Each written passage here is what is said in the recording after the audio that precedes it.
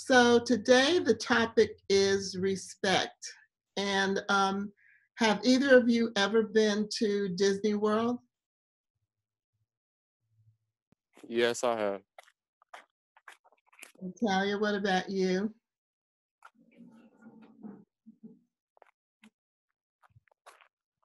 Well, I don't know what happened. Oh, you're on mute. I don't know if you know that you're on mute, Natalia, or not. But the question was, have you been to Disney World? Because if you hear the song Respect one more time, sung by Minnie Mouse or any other of the characters at Disney World, it was one too many times. It's like, oh my goodness, who wants to hear this again? Looks like I have a message in the chat box, which okay, let's see. Oh, Natalia has been. Okay. Anyway, so respect. Um, and, this is a really important message, especially today's and in the several days since Mr. Floyd was murdered, and we're seeing on TV all the stuff that we're seeing about racial injustice and hearing about how people are feeling. And, this is something that I wanted to talk about and bring to our attention. So let's talk about what respect means to you. And this is a picture of Jackie Robinson. And he was important enough so that he was on a stamp many years ago. So just to hear from you first, since we're going to talk about respect, let's talk about the opposite. So I want each of you to let me know, it doesn't have to be any long thing, but let me know what lack of respect looks like, sounds like, or feels like to you. What is lack of respect? Sort of like I actively think defying you, someone. Mm-hmm. Thank you. Can you say that one more time, Daniel? Just actively defying someone. Okay, thank you. And Taylor, I think you were going to say something. yeah, I was gonna say lack of respect looks like what's going on today. Like people just don't respect us, so that's why stuff like this keeps happening. Yeah, yeah, that's true. And it's been happening for a very, very, very, very, very long time. I think that I said on a previous call that my engagement with social media and fighting for the rights of Black people actually started when I was 14 or 15 years old. And at that time, there were riots in Newark, New Jersey, because there was a lot of police brutality and things like that. And so, I'm a senior citizen now. I have grandchildren, I have grown children and grandchildren, and to see that, I don't want to say nothing has changed, but to see that so little has changed is hurtful. To see that someone else had to die, George Floyd, say his name, had to die is really, really hurtful and terrible. But I think one of the things that looks different and is different about what's happening today rather than what happened in the past is that you see so many white young people and white people marching alongside. And yes, there are all kinds of other things going on, but if you just take the picture of who is marching peacefully among Black people, then that's something. It's not new that white people have been involved, but to see, so many cities involved is something that's new.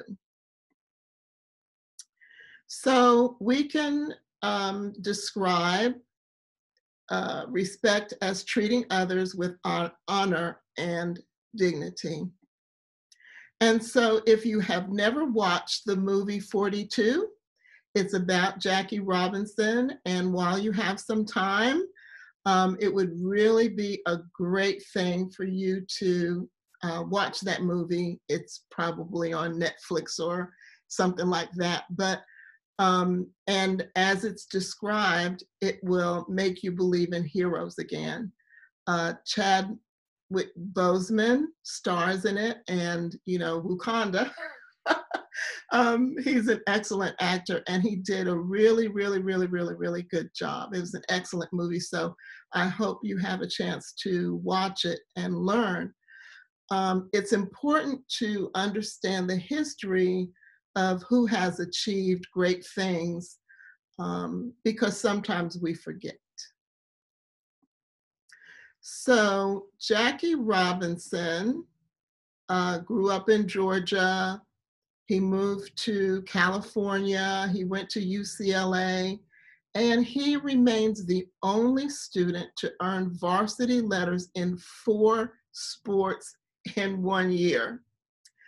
He was a lieutenant in the United States Army, and after he was discharged from the Army, he played baseball in the Negro Leagues.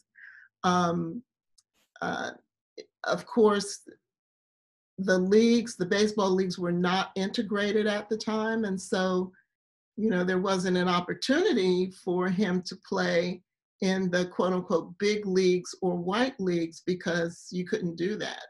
Not only could you not do that, a person, no matter how famous he or she had become, wasn't allowed to eat in restaurants. They weren't allowed to sleep at the same hotels. There is I think it's on Amazon, but there's also a really good documentary on Sammy Davis Jr., who was an amazing, amazing singer, dancer, and he broke all kinds of barriers and things like that too, where he would play in big hotels and restaurants and he couldn't stay there or eat there. And so when we think about how far we've come, that's a way that we can think about how far we've come, because we can eat where we want to eat. We can stay in whatever hotels we want to stay in. But is that really what absolute freedom looks like? And the answer to that is no.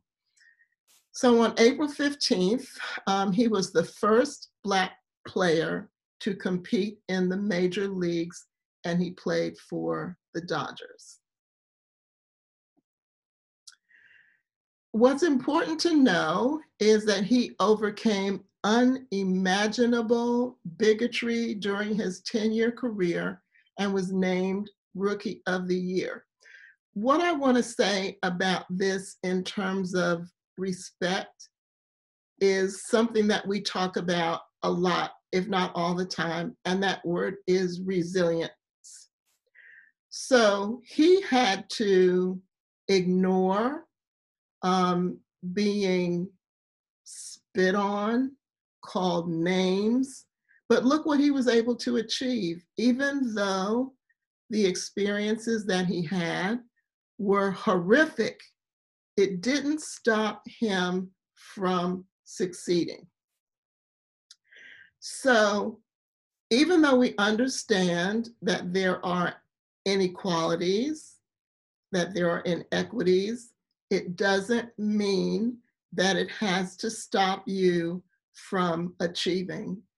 And so that means that you first have to have respect for yourself and for your future vision. I would suggest that you write your vision on a piece of paper and put it where you can see it every day, so you will not forget where you're headed, because all kinds of things are going to come and all kinds of things are going to go. But if you keep your eye on your vision and make that one of the most important things in your life, then you can achieve what it is you want to achieve. So just think about that. During a time where there was absolute segregation, he was able to achieve all of these things. And then you see some of the other things that he did. So he was a leader in the civil rights movement. So even though he had attained to this notoriety, he didn't say, okay, well, let me just enjoy myself and be happy that, I have arrived. No, he wanted to make sure that other people came along with him. And quite frankly, that's why my husband and I continue to work with youth, even though people probably think we should be retired by now, but it's not enough for us to have succeeded in the areas that we've succeeded in, but we feel an obligation to help young people recognize and realize their dreams. So he died very young to someone who's older, but he died at 53 years of age. Now, what I'd like to ask is, have any of you ever had a conversation with your grandparent or someone older who's talked to you about what life was like for them? And if you have, and you would like to share just one thought about that, I would appreciate your doing so. Yes, I have. Okay, tell me about it. He was just saying like it was just hard for him to like really start. My grandfather, it just sounded like it was really hard to like get a start on his career because he had to overcome a lot of adversity. Mm-hmm. Yeah, yeah. And, when we hear that, it's one thing to hear it, but it's another thing to really listen and to respect what they have experienced and gone through. So I appreciate your saying that. Taylor, how about you? My grandma had to go to a all black school Mm-hmm. because in the town she grew up in, it was really segregated. So Yeah. And, it would be interesting. I'm not going to ask you to report on this or anything, but it would be interesting to know if your grandparent had a friend that was white or that was another race. Just to ask that question. I don't know. I've never asked, but most of the time she grew up with her family because that was really family, and she probably had she said she only had a few friends, so she had a big family. So that's what she spent most of her time with. Oh, wow. That's good to hear. So, my grandparents had a 100-acre farm in South Carolina. The farm next to them, also was 100 acres. We used to visit them in the summers. And my grandmother, I didn't know it at the time, but she took in wash from white people for money. So she would wash their clothes, put them in a basket, and somehow get the clothes back to them. I never saw the transaction, so I don't know how that happened. But she was so skilled in crocheting. So she'd crochet stuff, and then she'd starch what she crocheted so that they would actually stand up like 3D. And so even though she took in wash like that, she taught white people how to crochet and how to can food. So, that's really strange because that did not happen back in her day. The other thing is that when the man that owned the farm next to my grandparents, when he died, he left his land to my grandfather. So who knew? I mean, they were that close of friends, but I guess they really couldn't show it or talk about it. And so even though times were difficult, as times are difficult now, there's still stories of advocacy and people who don't look like us that have privilege who are willing to do what they can do to help. So we have to learn how to balance that. And we need all the help that we can get because rules and laws need to change.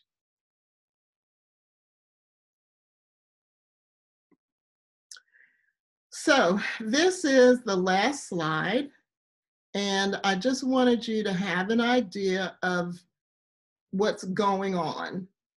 So we see that Mr. Floyd was murdered, and that is why people are protesting and marching, which they should. And of course, we understand that all the negative things that are happening around that should not happen. And I am so proud that the protests that were held in Durham were 100% safe. Everybody, there was no looting or, destruction of property, nothing from the morning till the evening. And I'm so proud of that because it doesn't help anyone to destroy property. So what you see here is really what the problem is, and the problem that we as Black people need to solve. So there were laws and rules that were put into place on purpose that would keep Black people from enjoying the same benefits that white people do. And these things are found in housing, criminal justice, public health, education, banking. And so I'll talk about that in just a minute. But in the middle, in the turquoise oval, you see the different categories of racism that people of color experience. So systemic racism means ongoing racial inequities that are maintained by society. And that means that broadly, there are some things that people believe about minorities that are not true. Okay, but those things are kind of all in the water. And that is what basically society believes.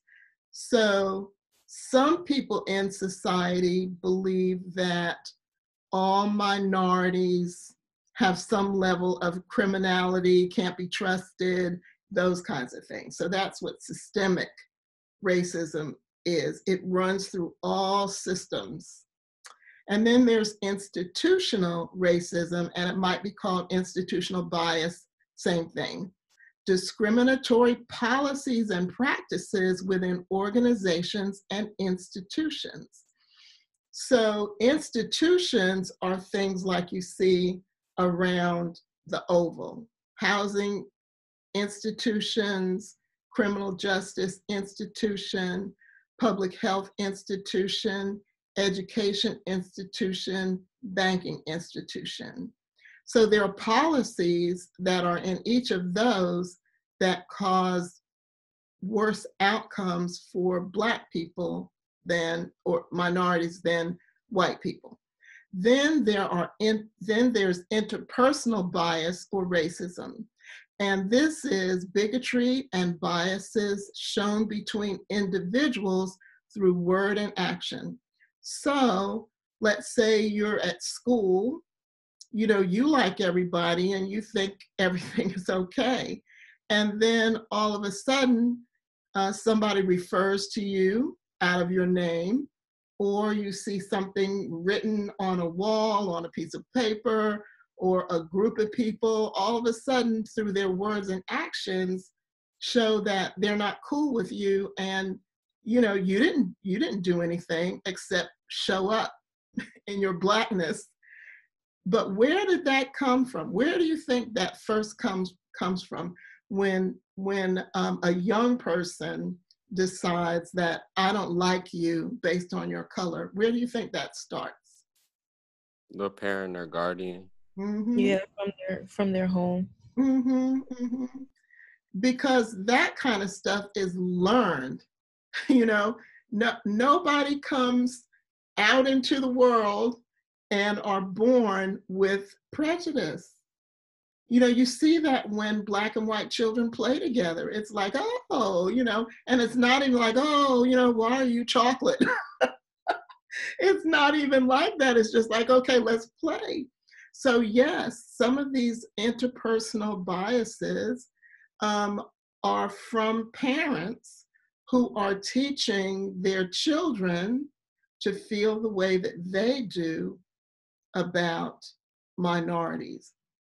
Now, children don't have to believe or do or think the same way that their parent does, but that's kind of hard, you know. It's kind of hard to tell your parent, you know, well, I don't agree with you. I don't believe that all black people are bad. You know, I'm sure that that would result in some kind of punishment in some households, but the child doesn't really even have to say that. The child can develop their own relationships with people and then therefore learn about a different culture. And then there are internalized biases, and these are race-based beliefs and feelings within individuals. So in the adult's mind, either because they grew up around whatever, then in their mind, black people are bad. And they believe that, nobody can tell them any different.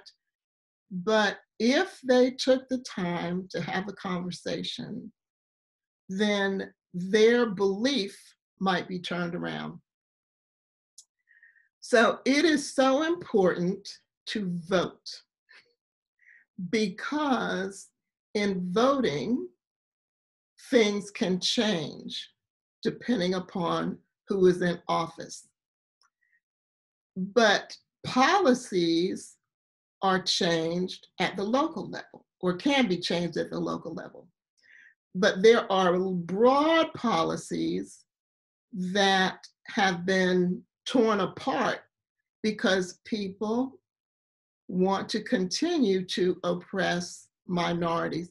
And, you know, and it doesn't make sense. What, you know, why? It just doesn't make sense. The only reason might be because they're afraid that they won't get as big a piece of the pie if they don't keep minorities down. So in housing, many times minorities can't get loans for homes because of policies. In the criminal justice system, we see that minorities are incarcerated more, charged more than white people. In public health, access to health care is different. In education, well, tell me how you think racism or discrimination is shown in the education system. Well, sometimes like the district won't provide them with the stuff they need, like textbooks or stuff like that, like newer textbooks. Cause like at my school, we kind of have old textbooks, and we don't really get newer textbooks. Mm-hmm. Yeah, thank you. That's certainly a way. Daniel, were you going to say something? Yeah, I was gonna say like just having like better resources like laptops, tutors, or just places where children can learn and help like grow their own learning. Mm-hmm. Yeah. And the other thing is how minorities are suspended more in school than white children are. And it doesn't mean that they misbehave more. One would think that, but that's not the case. It's just that the way that administrators handle suspensions are different. Did you know, and see, this is the, you know, you may not know this, you can tell, and this is for everybody, it's not, you know, youth, it's adults too. Unless we know this information, then we may not look at it the same way. So when I first started working with young people in 2000, I'll say around 2009, there were 10,000 students suspended a year, 10,000. And it was so bad that the state came in and said, you know, whatever you're doing here, it's wrong and you have to fix it. So now the number is down to 3,000, which is still, you know, that's 10% of the children that are in Durham public schools.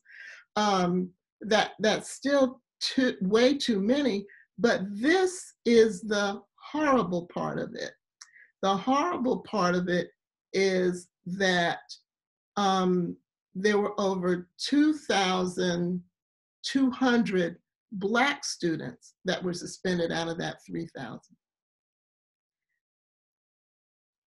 And so this is what the problem is.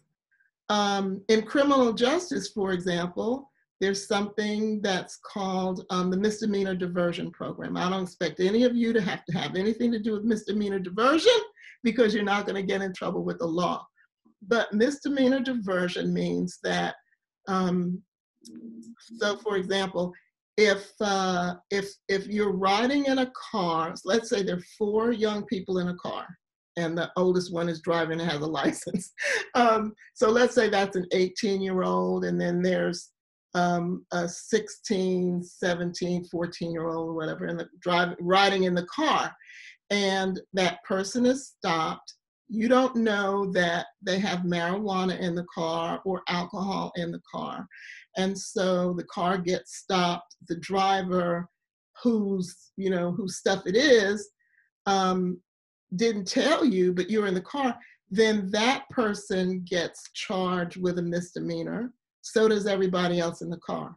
So all 4 people get a misdemeanor charge, which is an automatic 45 days in jail and $1,000 fine for each person. Now, the misdemeanor diversion program means that they can say, they can get all of that wiped off their record. They don't even have to go to court or jail if they say, I want the misdemeanor diversion program. But most young people don't even know about the misdemeanor diversion program, so they go to jail. But the other part of that is that if it is a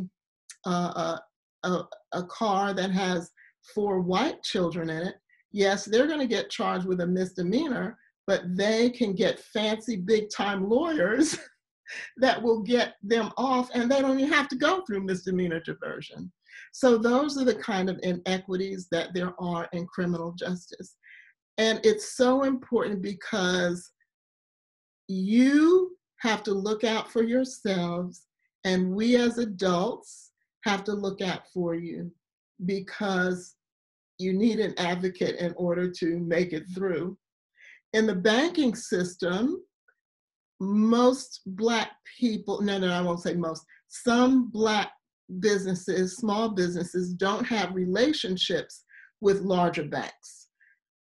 So, for example, when the incentive was given by the president to give loans to small businesses, first of all, most small businesses didn't get them and went to the big giant corporations. But if there's not a relationship with the bank, then you can't even get the loan. And then for banking and loans and things like that, sometimes Black people can't even get a loan. One of the quickest ways for someone to gain wealth is home ownership. So and that's how families start building their wealth. through, getting a home, at some point being able to use that home's equity, which is the money that's paid into it, in order to help their children. And then those children can use that money to better their lives, to buy a home. And then but we don't even start, many times, minorities don't even start with the wealth building tools that there are in order to even start looking at financial security and freedom. So this is what's behind the movement beyond George Floyd. We won't forget him and the horrible murder, but understand that the reason that there are so many people that are marching is not only because of George Floyd, but it's because of the building up and building up and building up and building up of this inequality, and the voice of the powers that be not supporting the needs of minorities. So I know that's a heavy discussion, but you need to know this so that you can rise above this. You need to know this so that you can start making plans by respecting yourself, respecting your parents, respecting your neighbors, your friends, and understanding that life has been really hard, and we all have been doing the best that we can in order to keep this smiling face. But it's really, really, really difficult. But I really and truly believe that we are on the edge of change, so that some of these things that have been common for many of us for all of our lives are things that you will never have to face again. So, are there any questions or any thoughts that you have about any of this? You can say that, and then there are just a couple of other things that I wanted to talk about. Okay, so the last thing for today on our last call is, I want to know what good thing came out of this, not out of being a part of Lyft, but unless that's what you want to say. But I want to know, what is one positive thing that came out of this COVID-19 situation for you? My grades are better. Fabulous. Excellent. It's really brought me closer together with my family since I spend time with them every day. So Yeah. Excellent, excellent. And I know that Natalia has something in the chat box. Can you see it, Angie? No, it's, Oh, I think we can just send it privately to you. oh, okay. Oh, I can say it now. I was saying Oh. lower pollution levels in the earth, just getting a little bit healthier every day. Very good. Okay. And so, as I mentioned, Angie is going to be in touch. Angie, you have Taylor's information, right? No, I do not. Oh, good. Yeah, if you can, I don't know, like send me her email, or she could email me.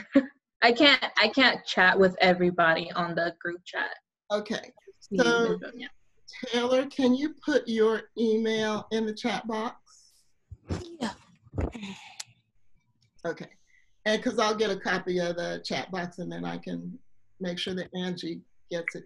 Because even though this is the last phone call for Mondays, it's not the last time that you'll be in touch as a group, as a team.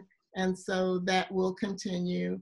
And, oh, I emailed your, did I? Uh-oh. Well, I'll make sure it goes out again because the Barbara Ann Boone Scholarship application is out today, June 1st.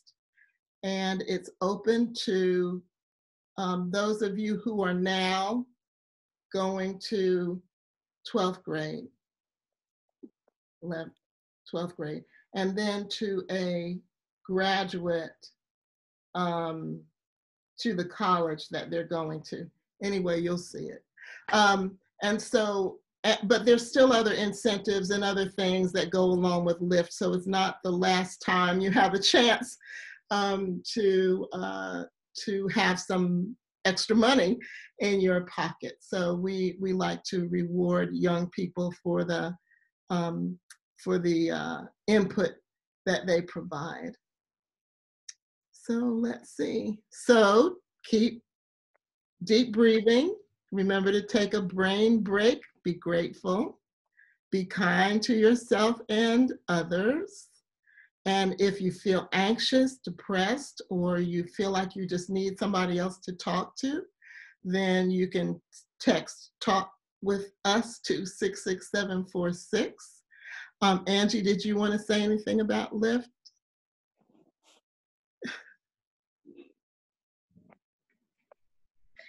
Okay, so I just want to say thank you guys for participating on these calls. We're very much appreciated. And also, June is a new month, and that means a new tip, which I will be sending out shortly.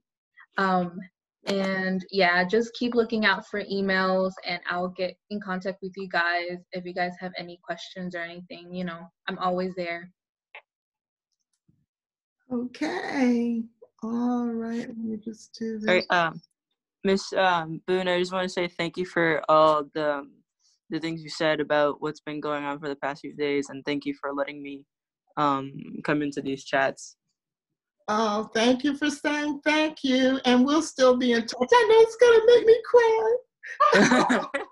But this is not goodbye, but it feels like it.